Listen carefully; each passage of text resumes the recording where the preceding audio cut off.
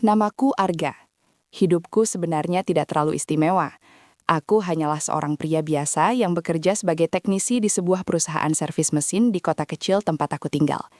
Pekerjaanku cukup melelahkan, tapi aku bersyukur karena penghasilannya cukup untuk memenuhi kebutuhan sehari-hari. Meski hidupku sederhana, aku punya satu hal yang selalu kubanggakan dalam hidupku. Seorang sahabat sejati. Namanya Dimas. Kami sudah berteman sejak pas SMA. Dari dulu sampai sekarang, hubungan kami tidak pernah benar-benar terputus. Kami pernah melewati banyak hal bersama, dari masa sekolah yang penuh kenakalan kecil, masa mencari pekerjaan yang tidak mudah, sampai akhirnya masing-masing mulai menata kehidupan. Dimas adalah tipe orang yang setia pada temannya. Ketika aku hampir kehilangan pekerjaan beberapa tahun lalu, dialah yang pertama kali membantuku. Bahkan dia pernah meminjamkanku uang tanpa banyak tanya ketika aku sedang kesulitan. Karena itulah aku selalu menganggapnya bukan sekadar teman, tapi seperti saudara sendiri. Beberapa tahun lalu, Dimas menikah dengan seorang wanita bernama Lina. Aku masih ingat hari pertama dia memperkenalkan Lina kepadaku. Saat itu kami bertemu di sebuah warung makan sederhana di dekat kantor Dimas. "Gak, kenalin, ini Lina," kata Dimas sambil tersenyum lebar. Aku mengangguk sopan. "Halo," Lina tersenyum ramah. "Oh, kamu Arga ya? Dimas sering sekali cerita tentang kamu." Cara bicaranya lembut, tatapannya hangat. Dia terlihat seperti wanita yang sangat menghargai orang lain. Sejak saat itu, aku sering bertemu Lina ketika berkunjung ke rumah Dimas. Rumah mereka tidak terlalu besar, tapi terasa nyaman dan hangat. Lina juga selalu memperlakukanku dengan sangat baik. Setiap kali aku datang, dia hampir selalu menyambutku dengan senyuman. "Arga datang, duduk dulu ya, aku buatkan kopi." Aku kadang merasa sungkan. "Ah, nggak usah repot-repot, Mbak." Tapi Lina hanya tertawa kecil. "Sudah biasa kok." Kadang kami bertiga duduk di ruang tamu sambil mengobrol santai. Kadang menonton pertandingan bola sampai larut malam. Suasana itu terasa sangat menyenangkan. Beberapa kali aku bahkan menggoda Dimas. "Kamu ini beruntung sekali, Mas." Dapat istri baik seperti Lina. Dimas hanya tertawa sambil menepuk bahuku. "Makanya kamu juga harus cepat cari pasangan." Aku ikut tertawa. Meskipun dalam hati aku belum benar-benar memikirkan soal pernikahan. Bagiku, melihat sahabatku hidup bahagia saja sudah membuatku senang. Seiring waktu, aku menjadi cukup dekat dengan Lina juga. Bukan dalam arti yang aneh, tapi lebih seperti hubungan kakak dan adik. Dia sering bertanya tentang pekerjaanku, tentang keluargaku, bahkan kadang memberi nasihat ringan tentang kehidupan. "Arga itu orangnya baik," katanya suatu kali pada Dimas. "Pasti suatu hari nanti dapat pasangan yang cocok." Aku hanya tertawa malu. Semua terasa sangat normal. Tidak ada yang aneh, tidak ada yang mencurigakan. Persahabatan kami bertiga terasa sederhana dan hangat. Namun semuanya mulai berubah ketika suatu hari Dimas mendapat tugas kerja keluar kota. Hari itu, kami bertemu di rumahnya pada malam sebelum dia berangkat. "Gak, aku mungkin harus pergi 3 atau 4 hari, kata Dimas sambil memasukkan beberapa pakaian ke dalam tas. "Oh iya?" Aku duduk di kursi ruang tamu sambil memperhatikannya. "Tugas kantor?" "Iya, ada proyek yang harus diawasi langsung."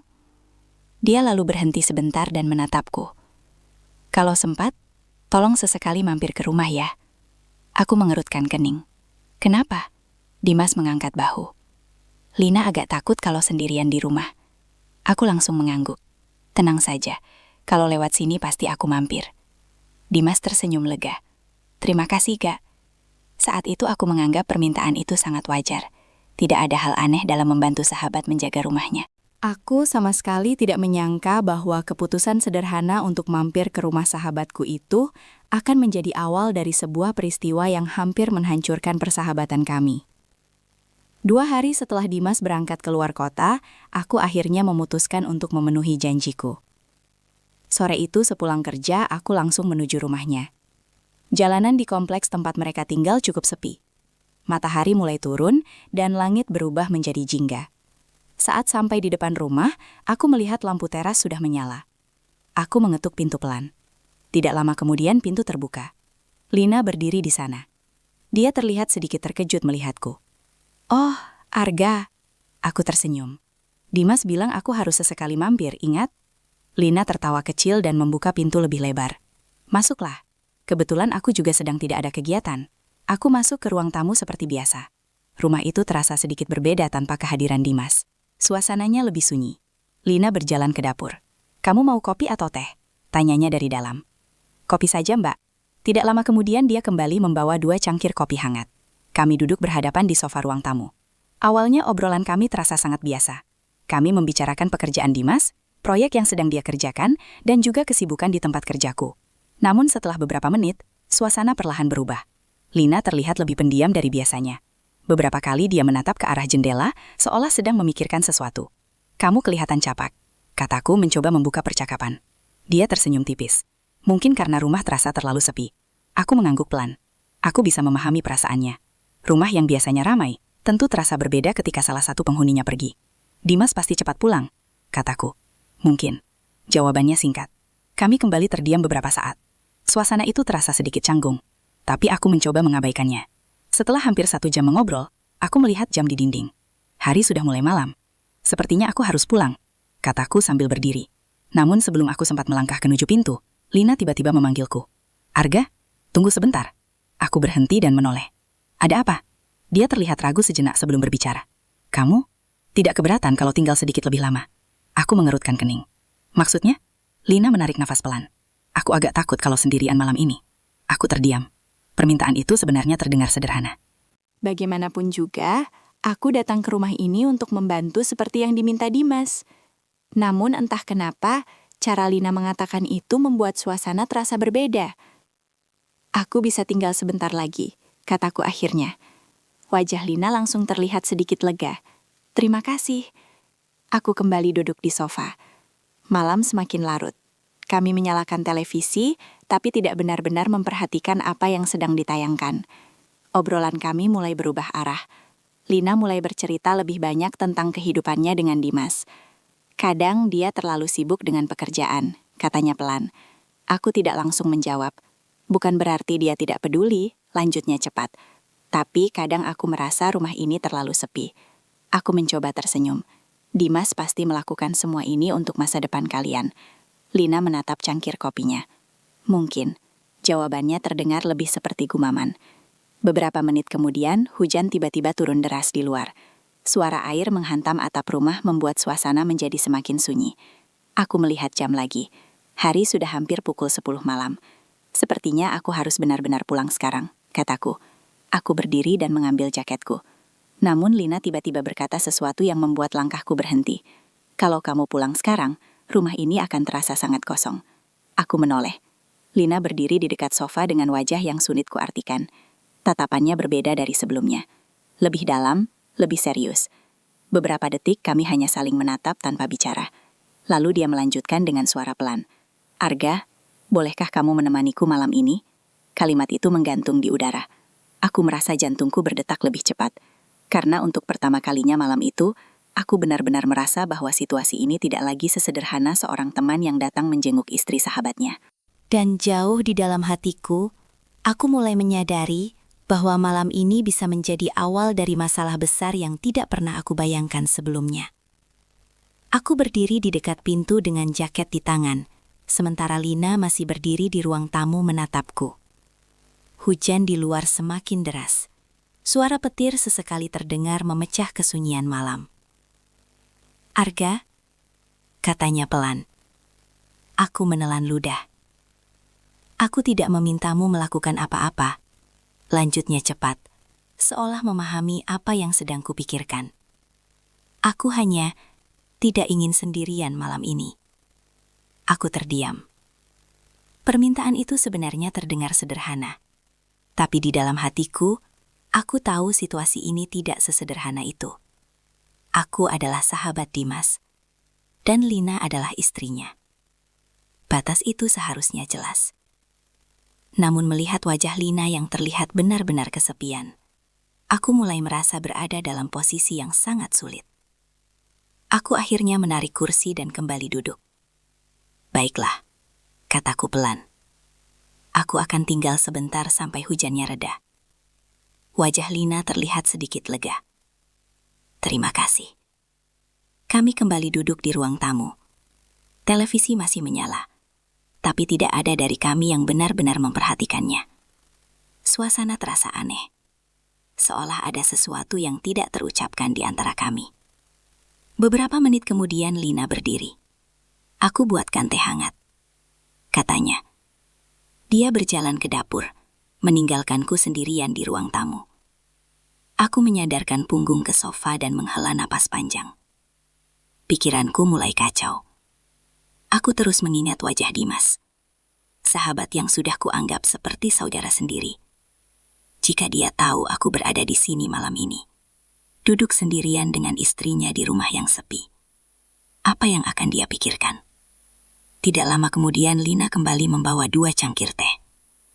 Dia duduk di sofa yang sama, tapi kali ini jaraknya sedikit lebih dekat dari sebelumnya.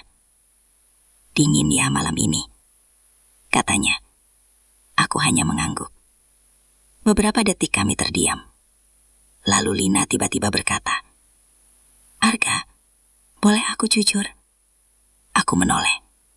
Jujur tentang apa? Dia menatap cangkir tehnya sebelum menjawab. Kadang aku merasa sangat kesepian di rumah ini. Aku tidak tahu harus berkata apa. Dimas memang orang baik. Lanjutnya. Tapi pekerjaannya selalu membuatnya pergi lama. Aku mencoba mencari kata-kata yang tepat. Dia pasti melakukan semua itu untuk masa depan kalian. Lina tersenyum tipis, tapi senyum itu tidak sampai ke matanya. Mungkin hening kembali menyelimuti ruangan. Hujan di luar belum juga reda. Kemudian Lina tiba-tiba berkata dengan suara lebih pelan. "Arga, kamu orang yang baik." Aku mengerutkan kening. Maksudnya? Dia menatapku langsung. "Kamu selalu mendengarkan orang lain." Tatapan itu membuatku merasa tidak nyaman. Aku menoleh ke arah televisi, mencoba mengalihkan suasana. Namun Lina melanjutkan. "Kalau kamu ada di posisi Dimas, kamu juga akan meninggalkan istrimu sendirian seperti ini?"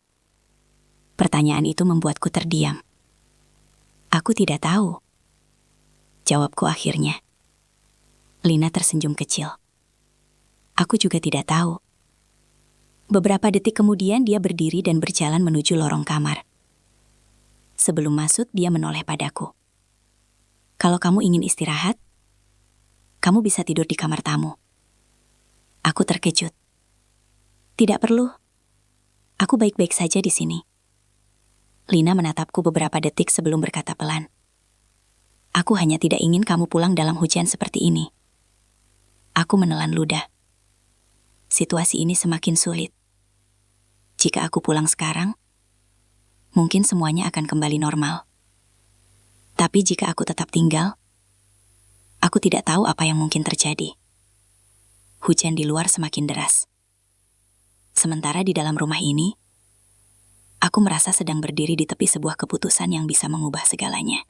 Dan untuk pertama kalinya malam itu, aku benar-benar menyadari bahwa ujian terbesarku bukanlah hujan yang menghalangi jalan pulang, melainkan godaan yang perlahan muncul di dalam rumah sahabatku sendiri.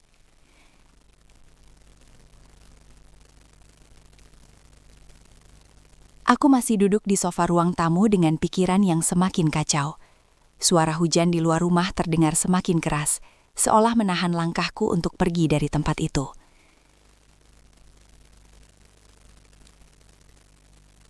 Beberapa menit berlalu tanpa ada suara. Rumah itu terasa sangat sunyi. Aku mulai berpikir untuk benar-benar pulang, apapun yang terjadi. Hujan deras atau tidak, rasanya lebih baik menghadapi hujan daripada terus berada dalam situasi yang membuat hatiku gelisah.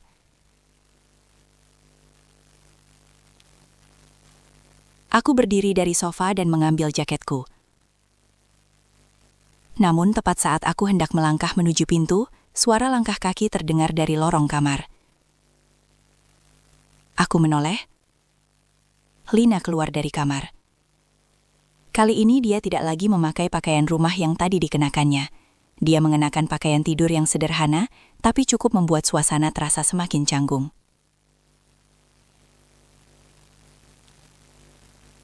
Dia berhenti beberapa langkah dari tempatku berdiri. "Kamu mau pulang?" tanyanya pelan. Aku mengangguk. Hujannya belum reda, tapi sepertinya lebih baik aku pulang sekarang.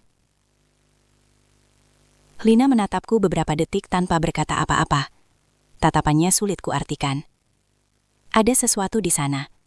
campuran antara kesedihan, kesepian, dan mungkin juga harapan. "Apa kamu benar-benar harus pulang malam ini?" katanya akhirnya. Aku menghela napas. "Lina, ini tidak tepat." Dia sedikit mengerutkan kening. "Maksudmu?" Aku menatapnya dengan serius. Aku sahabat Dimas. Ruangan itu mendadak terasa sangat hening. Lina menunduk sebentar sebelum kembali menatapku. "Aku tahu. Kalau begitu kamu juga tahu kenapa aku tidak bisa tinggal di sini terlalu lama." Dia terdiam. Beberapa detik berlalu sebelum dia berbicara lagi. "Aku tidak pernah meminta sesuatu yang aneh dari kamu." Nada suaranya lembut, tapi ada luka di dalamnya. "Aku hanya ingin ditemani." Kalimat itu membuat hatiku sedikit goyah. Karena di balik semua kerumitan ini, aku tahu Lina benar-benar merasa kesepian. Namun aku juga tahu bahwa beberapa langkah yang terlihat kecil bisa berubah menjadi kesalahan besar. Aku menggeleng pelan. Aku tidak ingin melakukan sesuatu yang bisa menyakiti Dimas. Lina tertawa kecil, tapi terdengar pahit. Kadang hidup tidak sesederhana itu, Harga. Dia berjalan beberapa langkah mendekat. Jarak kami sekarang hanya beberapa meter. "Apa kamu tidak pernah merasa kesepian juga?" Pertanyaan itu Membuatku terdiam. Tentu saja aku pernah merasa kesepian. Tapi itu bukan alasan untuk mengkhianati seorang sahabat. Aku menatap Lina dengan tegas. Kesepian bukan alasan untuk melanggar batas. Kata-kataku membuat Lina terdiam cukup lama. Aku bisa melihat emosi di wajahnya berubah. Dari harapan menjadi kecewa. Namun, justru disitulah ujian sebenarnya muncul. Karena meskipun aku sudah mengatakan semua itu, kakiku tetap tidak bergerak menuju pintu. Aku masih berdiri di ruang tamu rumah sahabatku bersama istrinya, di tengah malam yang panjang dan hujan yang belum juga berhenti. Dan semakin lama aku berada di sana, semakin aku merasa bahwa semua usaha untuk menjaga batas itu perlahan mulai runtuh oleh situasi yang tidak bisa lagi aku kendalikan. Aku berdiri kaku di ruang tamu, sementara Lina masih berada beberapa langkah di depanku. Hujan di luar belum juga reda. Suasana rumah terasa semakin sempit, seolah menekan pikiranku dari segala arah. Aku tahu jika aku terus berada di sini, sesuatu yang tidak seharusnya terjadi bisa benar-benar terjadi. Dan jika itu sampai terjadi, aku mungkin akan kehilangan sahabat terbaik dalam hidupku. Aku menatap Lina dengan napas yang terasa berat. "Lina, aku harus pergi." Kali ini suaraku lebih tegas. Dia tidak langsung menjawab. Tatapannya masih tertuju padaku, seolah mencoba memahami apa yang sedang terjadi di dalam kepalaku. "Apa kamu benar-benar tidak bisa tinggal sedikit lebih lama?" tanyanya pelan. Aku menggeleng. Kalau aku tinggal, aku takut semuanya akan menjadi semakin rumit. Lina menunduk. Beberapa detik, ruangan itu kembali sunyi. Aku bisa melihat bahunya sedikit turun, seolah ada rasa kecewa yang sulit disembunyikan. "Aku tidak pernah bermaksud membuatmu berada dalam situasi seperti ini," katanya lirih. Kalimat itu membuat hatiku sedikit renyuh. Aku tahu Lina bukan orang jahat. Dia hanya seseorang yang merasa sangat kesepian di rumah yang terlalu sering kosong. Tapi tetap saja, ada batas yang tidak boleh dilewati. Aku berjalan beberapa langkah mendekati pintu. Sebelum membuka pintu, aku menoleh sekali lagi. "Dimas adalah sahabat terbaik yang pernah aku punya," kataku pelan. Lina mengangkat wajahnya, dan aku tidak ingin kehilangan persahabatan itu. Beberapa detik, kami saling menatap tanpa kata. Akhirnya Lina mengangguk pelan. Aku mengerti. Senyumnya kali ini terlihat lebih tulus, meskipun masih ada sedikit kesedihan di sana. "Terima kasih sudah jujur." Aku membuka pintu rumah itu. Udara dingin langsung menerpa wajahku. Hujan masih turun, tapi tidak sederas sebelumnya. Sebelum benar-benar melangkah keluar, aku berkata satu kalimat lagi. "Besok aku akan tetap mampir." Tapi siang hari saja. Lina mengangguk. Baik. Aku akhirnya melangkah keluar dari rumah itu. Hujan membasahi jaketku. Tapi entah kenapa dadaku terasa jauh lebih ringan. Karena malam itu aku menyadari sesuatu yang penting. Kadang pilihan paling sulit bukanlah melakukan sesuatu yang kita inginkan, melainkan menahan diri dari sesuatu yang sebenarnya sangat mudah untuk dilakukan. Dan malam itu, untuk pertama kalinya sejak semua kejadian ini dimulai, aku merasa bahwa mungkin semuanya masih bisa diperbaiki. Bahwa persahabatanku dengan Dimas belum benar-benar hancur. Malam itu, aku pulang dengan pikiran yang masih penuh oleh berbagai perasaan. Hujan yang turun perlahan mulai reda ketika aku sampai di rumah. Tetapi bayangan kejadian di rumah Dimas terus teringat di kepalaku. Aku duduk lama di ruang tamu rumahku sendiri, memikirkan satu hal yang sama berulang-ulang. Aku hampir saja melakukan kesalahan besar. Kesalahan yang mungkin tidak akan pernah bisa diperbaiki. Beberapa hari berikutnya terasa sedikit canggung bagiku. Aku tetap bekerja seperti biasa, tetapi setiap kali ponselku berbunyi, aku selalu berpikir, apakah itu pesan dari Lina atau dari Dimas. Namun 2 hari kemudian, pesan itu akhirnya benar-benar datang. Dari Dimas. "Gak, aku pulang besok pagi. Kita ngopi seperti biasa ya." Aku menatap layar ponsel cukup lama. Ada rasa lega yang tiba-tiba muncul di dalam dadaku. "Siap, aku datang," balasku singkat.